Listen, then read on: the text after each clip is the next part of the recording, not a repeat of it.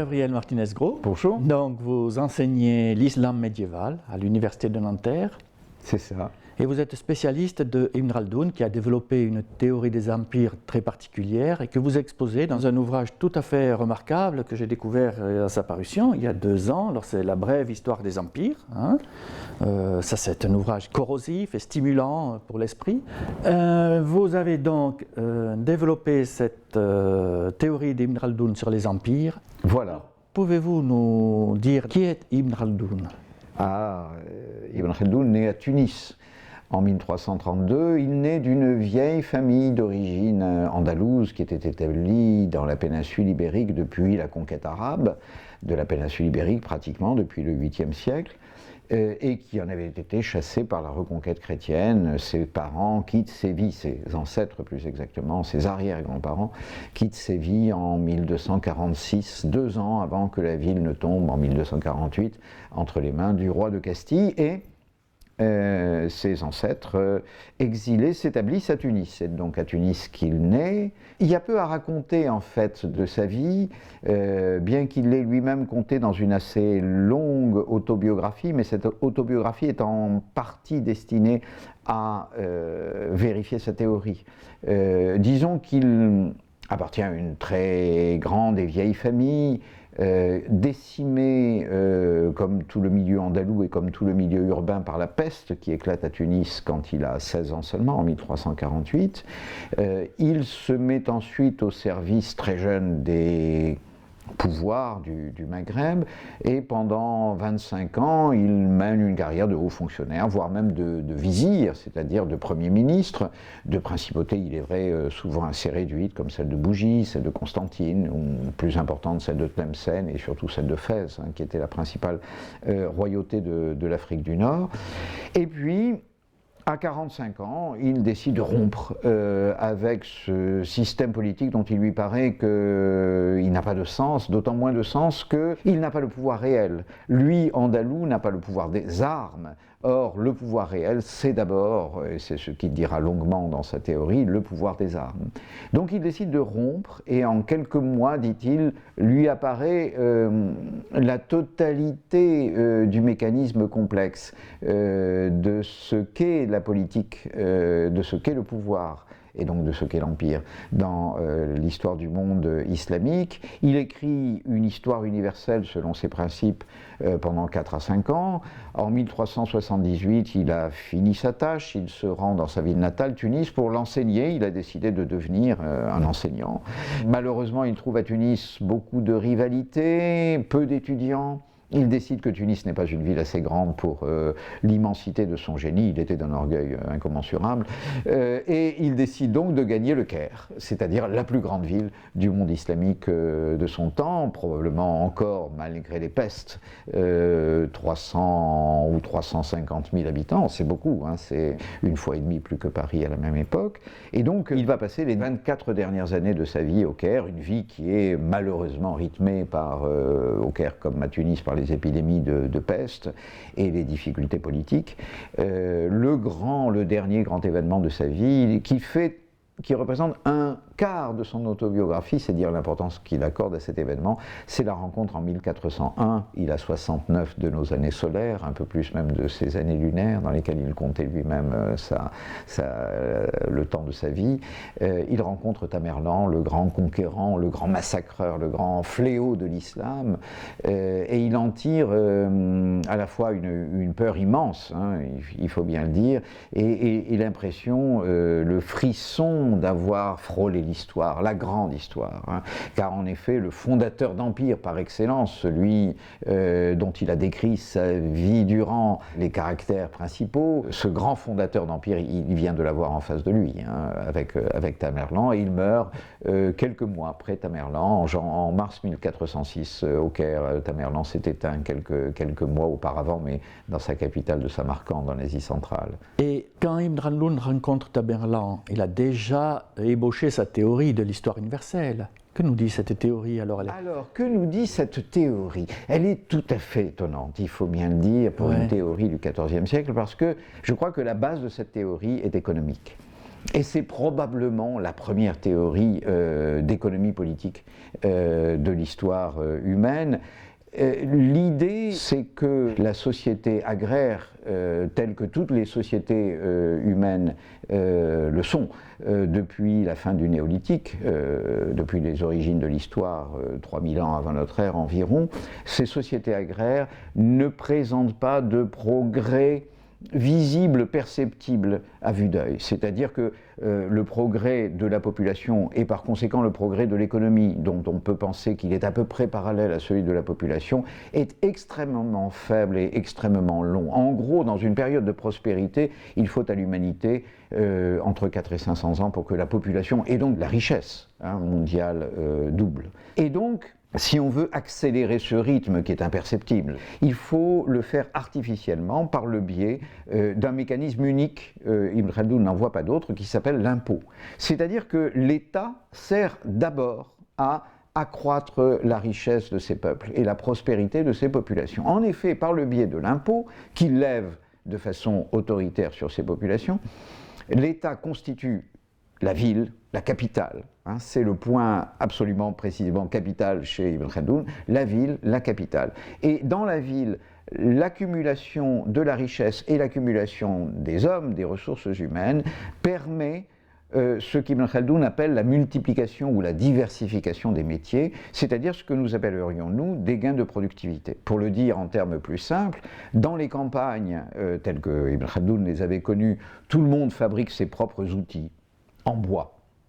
Dans les petites villes, vous voyez apparaître des menuisiers, et dans les grandes villes, des charpentiers capables de construire les charpentes de nos cathédrales gothiques. Donc, cette ramification des métiers permet des gains de productivité, c'est-à-dire des gains de compétences, tout simplement, dont le bénéfice s'étend ensuite à l'ensemble des populations, même à celles qui ont été dépouillées par l'impôt. C'est-à-dire qu'au total, vous recevez, grâce aux gains de productivité, dit Ibn Khaldoun, plus que vous ne perdez en payant l'impôt. Ce qui veut dire que l'État et l'impôt instituent une forme de spirale ascendante de la prospérité, mais que cette spirale ascendante ne peut exister que s'il y a concentration de la richesse par l'impôt. Or, malheureusement, dit Ibn Khaldoun, pour que l'impôt puisse être prélevé, il faut désarmer les populations, car des populations armées et libres n'accepteraient pas de payer l'impôt. L'impôt est une humiliation. Et par conséquent, la spirale de la prospérité se paye de la privation de la violence, la privation, bien sûr, de la violence au détriment des populations dites sédentaires que l'État soumet à l'impôt et dont il assure en même temps la prospérité. C'est une vision optimiste de l'impôt, parce qu'en fait, on ne paye pas l'impôt volontairement, il faut que l'État arrive à pressurer les citoyens ou les producteurs. On peut penser que ces armées vont coûter cher aussi. Comment va-t-il faire pour cela? Alors c'est précisément la face sombre, il faut bien le dire, de la théorie. La face sombre de la théorie, c'est que puisque l'État ne peut pas compter sur ses propres sujets qu'il désarme pour se défendre, il doit donc les protéger. Et pour les protéger, il doit faire appel à un peu de violence qu'il va acquérir, qu'il va chercher dans les confins tribaux qu'il ne contrôle pas. Là, dans ces confins tribaux, puisqu'il ne les contrôle pas, les populations ne sont pas désarmées, puisqu'il n'y a pas d'État, elles ne sont pas désolidarisées, elles sont armées, de pauvres armes évidemment de populations barbares, mais elles sont armées et surtout elles sont décidées à se battre. Donc l'État importe de la violence, et en échange d'ailleurs, il récompense ceux qui lui livrent ainsi, ceux qui lui louent leur violence, il les récompense de quelques-unes des productions de luxe qu'il est seul capable d'élaborer ou de faire élaborer.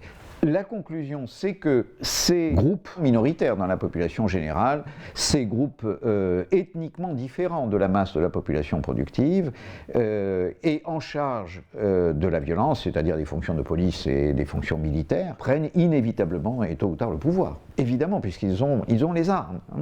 Et donc, l'un des théorèmes fondamentaux de la théorie d'Ibn Khaldoun, c'est que le pouvoir est toujours étranger. Et d'autre part que la société productive est d'autant mieux organisée et d'autant mieux protégée que précisément l'État est étranger.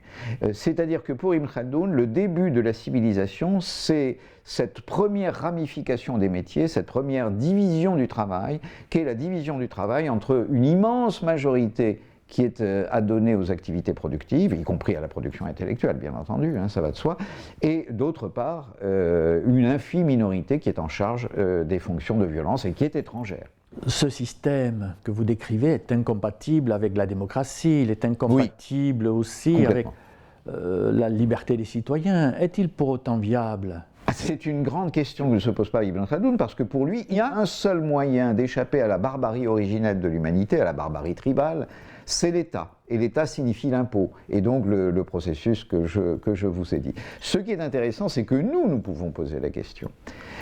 Parce que pour l'essentiel, l'histoire de la Chine, l'histoire de l'islam répondent assez bien au schéma khaldounien, mais que notre histoire n'y répond pas du tout. L'histoire de l'Occident a offert à Ibn Khaldoun un double démenti. Le premier démenti, c'est le démenti médiéval. L'Empire romain, et surtout l'Empire romain finissant, correspond assez bien au système d'Ibn Khaldoun, mais à partir du 5e, 6e siècle, il se produit un fait fondamental, évidemment, c'est l'effondrement de l'Empire romain, et donc l'effondrement de l'impôt d'État. À partir du 5e, 6e siècle, et même s'il y a eu des tentatives sous les Carolingiens, l'impôt est fondamentalement dispersé. Et donc, vous direz Ibn Khaldoun, il est impossible à une société telle qu'elle est ainsi constituée de sortir de sa condition tribale. Donc, il n'y aura pas de ville, donc pas de concentration ni des ressources, ni de la population. Et donc, cette société, si j'ose dire, ne décollera jamais. Or, si le haut Moyen-Âge dans l'ensemble, peut paraître répondre au schéma khaldounien, à partir de l'an 1000, ça ne marche plus du tout. C'est-à-dire que vous avez des villes qui se constituent, vous avez des populations qui s'accumulent, de la richesse, et une richesse qui au XIVe siècle est probablement plus considérable en Europe déjà qu'elle ne l'est du côté du monde impérial d'Ibn Khaldoun, du monde islamique d'Ibn Khaldoun. Vous avez donc des traits massifs qui démentent la théorie d'Ibn Khaldoun, alors pourtant qu'aucun État n'a désarmé les populations, alors qu'aucun État n'a constitué ses villes par le biais de l'impôt. Donc si je vous suis, l'Europe médiévale, l'Europe d'après l'an 1000, est l'exception au schéma d'Ibn Khaldoun. Oui, sachant que c'est une exception parmi 3 ou 4, parce qu'il n'y a que 3 ou 4 civilisations à quoi on puisse appliquer le schéma khaldounien, qui ont tenté la grande aventure de l'État, si j'ose dire. La révolution industrielle est elle-même la fille, si l'on peut dire, de la société médiévale, centrée sur la seigneurie, sur le village, dont on a vu qu'elle était une exception au schéma khaldounien. Ce n'est pas un empire, c'est une société décentralisée. On peut simplement remarquer que c'est en effet dans les États ou dans les pays qui ont manqué leur révolution fiscale, c'est-à-dire qui ont refusé l'arbitraire fiscal de la royauté, en particulier les Provinces-Unies, la Hollande si vous préférez, et l'Angleterre, que la révolution industrielle a commencé. Et non pas dans les pays qui avaient réussi leur révolution fiscale, où le roi avait imposé un quasi-arbitraire fiscal au XVIIe, XVIIIe siècle, quasi-arbitraire fiscal, n'exagérons rien, parce que les résistances des provinces et des privilèges restaient très, très, très considérables, mais où du moins le prélèvement fiscal est devenu très lourd au XVIIe, XVIIIe siècle, la France, la Castille aussi, bien sûr. Ces pays-là, qui sont ceux où l'État a pu accumuler le plus de ressources, où les capitales ont pu croître de façon presque exponentielle, je pense à Paris évidemment ici surtout, ce ne sont pas ces pays-là qui ont mené la révolution industrielle, c'est vrai. Et le Japon, c'est aussi une exception au schéma khaldounien. Tout à fait. J'essaye dans l'histoire des empires de montrer que l'histoire du Japon a été satellisée par l'histoire de l'empire chinois. Il ne faut jamais oublier qu'un empire a des périphéries, précisément des périphéries violentes, où il va chercher ses ressources de violence. Et pour une part, le Japon aurait pu devenir l'une des périphéries violentes de la Chine, comme d'ailleurs la Corée, le Tibet, les peuples mongols l'ont été à des époques diverses de l'histoire chinoise. Il aurait pu, si Hideyoshi avait réussi sa conquête de la Chine au début du XVIIe siècle. Le Japon s'est ensuite en effet retiré du jeu et il est devenu un acteur indépendant de l'Empire. Et vous avez tout à fait raison, pour l'essentiel, les Européens ont été frappés dès le XVIe, XVIIe siècle, hein, dès que les premiers jésuites touchent les côtes japonaises, par la relative similitude de structure des sociétés japonaises et européennes, en particulier l'existence d'une noblesse, l'existence d'une aristocratie qui limite par conséquent dans une assez large mesure l'arbitraire du prince. Parce que la société impériale, c'est l'arbitraire du prince, bien sûr, c'est l'arbitraire du roi, c'est l'arbitraire de l'empereur. Il y a une notion que vous n'évoquez pas dans la brève histoire des empires, c'est l'esclavage. Qu'en est-il? N'est-il pas lié justement au système impérial? Alors, oui, l'esclavage, parlons crûment, est une accumulation d'hommes et par conséquent de ressources. Et donc, a priori, l'esclavage pourrait parfaitement entrer dans un système chaldounien. Le seul problème de l'esclavage que je vois, c'est que les populations d'esclaves ne se renouvellent pas.